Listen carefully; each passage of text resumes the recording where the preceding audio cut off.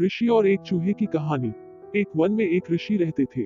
उनके डेरे पर बहुत दिनों से एक चूहा भी रहता आ रहा था। यह चूहा ऋषि से बहुत प्यार करता था।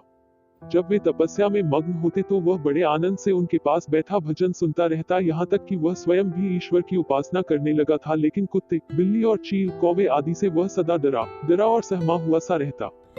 एक बार ऋषि के मन में उस चूहे के प्रति बहुत दया आ गई।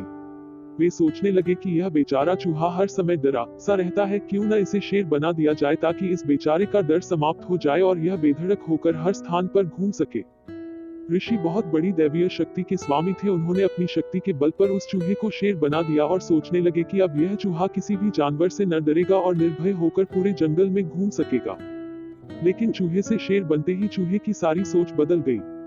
वह सारे वन में बेधड़क घूमता। उससे अब सारे जानवर डरने लगे और प्रणाम करने लगे, उसकी जय जयकार होने लगी। किंतु ऋषि यह बात जानते थे कि यह मात्र एक चूहा है, वास्तव में शेर नहीं है। अतः ऋषि उससे चूहा समझकर ही व्यवहार करते। यह बात चूहे को पसंद नहीं आई कि कोई भी उसे चूहा समझकर ही व्यवहार करे। वह सोचने लगा कि ऐसे में तो दूसरे जानवरों पर भी बुरा असर पड़ेगा।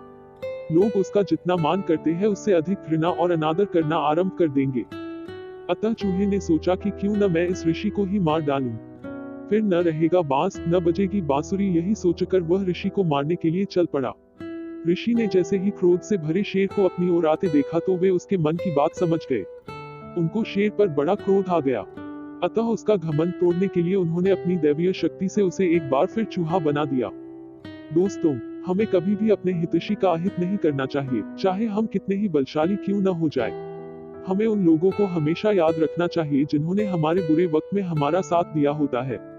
इसके अलावा हमें अपने बीते वक्त को भी नहीं भूलना चाहिए। चूहा यदि अपनी असलियत याद रखता तो उसे फिर से चूहा नहीं बनना पड़ता। बीता हुआ समय हमें घमंड से बाहर निकालता है।